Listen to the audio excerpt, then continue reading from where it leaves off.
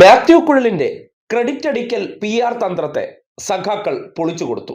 മൂവാറ്റുപുഴയിലെ ആ സഖാക്കൾക്കിരിക്കട്ടെ കുതിരപ്പവൻ.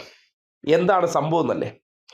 മാത്യു കുഴലിന്റെ ഫേസ്ബുക്ക് പേജിലാണ് സഖാക്കന്മാർ ചെയ്തത് ശരിയായില്ല എന്ന രീതിയിൽ മൂവാറ്റുപുഴയ്ക്ക് അനുവദിച്ച പുതിയ ഗ്രാമവണ്ടി രാവിലെ MLAയും കോൺഗ്രസ്സുകാരെല്ലാം കൂടി ചേർന്ന് ഞാൻ കൊണ്ടുവന്നതാണെന്നുള്ള നിലയ്ക്ക് അതിനകത്ത് കയറിയിരുന്ന് ഉളുപ്പില്ലാതെ നാട് ചുറ്റുകയായിരുന്നു.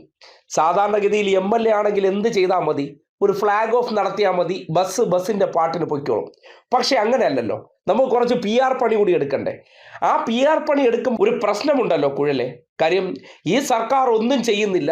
ഈ സർക്കാർ പ്രതിപക്ഷ MLAമാർക്ക് പോലും അവർ ആവശ്യപ്പെടുന്ന കാര്യങ്ങളിൽ വീഴ്ച വരുത്തുന്നു എന്ന തരത്തിൽ വ്യാജ പ്രചരണം നടത്തുമ്പോൾ, അങ്ങനെയല്ല, പ്രതിപക്ഷ MLA ആണെങ്കിൽ പോലും അവർ ആവശ്യപ്പെടുന്ന കാര്യങ്ങൾ ചെയ്തു കൊടുക്കാറുണ്ട്. അത് KSRTC എന്നുള്ള നിലയ്ക്ക് അറിയാലോ. ഈ അടുത്ത കാലത്തും KSRTC നഷ്ടത്തിലാണ് എന്ന രീതിയിലൊക്കെ നിയമസഭയിൽ വന്ന് സർക്കാരിനെ തെറി വിളിക്കുന്നതാണ്.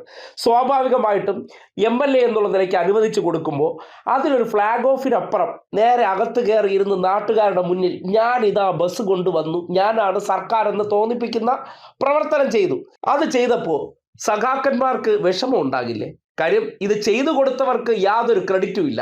MLAയുടെ ഫോട്ടോ അടിച്ചു വെച്ച് എൻ്റെ കഴിവെന്ന് പറയുമ്പോൾ കിഫ്ബിയെ കുറ്റം പറയുന്നു, സർക്കാരിൻ്റെ പ്രവർത്തനങ്ങളെ കുറ്റം പറയുന്നു. എന്നിട്ട് പിൻവാതിലൂടെ കിട്ടുന്നതെല്ലാം ഇത് ഞാൻ കൊണ്ടുവന്നു എന്ന രീതിയിൽ അവതരിപ്പിക്കുമ്പോൾ അതിനെ പൊളിച്ചു കൊടുക്കേണ്ട ഉത്തരവാദിത്വം അവിടുത്തെ സഖാക്കന്മാർക്കുണ്ട്.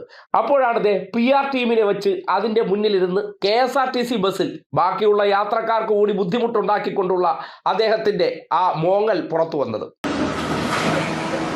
അങ്ങേയറ്റം നിർഭാഗ്യകരമായൊരു സംഭവമാണ് ഉണ്ടായത്.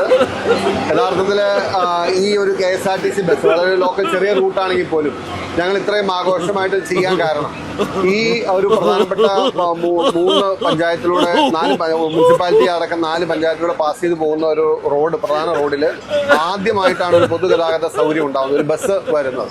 അപ്പോൾ അതിൻ്റെ ഒരു ഉത്സാഹം നാട്ടുകാർക്കുണ്ടായിരുന്നു, സ്വാഭാവികമായിട്ട് അവിടുത്തെ ജനപ്രതിനിധികൾക്കുണ്ടായിരുന്നു, എല്ലാവർക്കും ഉണ്ടായിരുന്നു. അപ്പോൾ അത് നമ്മളെല്ലാവരും സന്തോഷമായിട്ട് എല്ലാവരും വിളിച്ചു, ആഘോഷമായിട്ട് പോകാമെന്ന് വിചാരിച്ചു. KSRTC സ്റ്റേഷനിൽ ഉദ്ഘാടനം ചെയ്തു.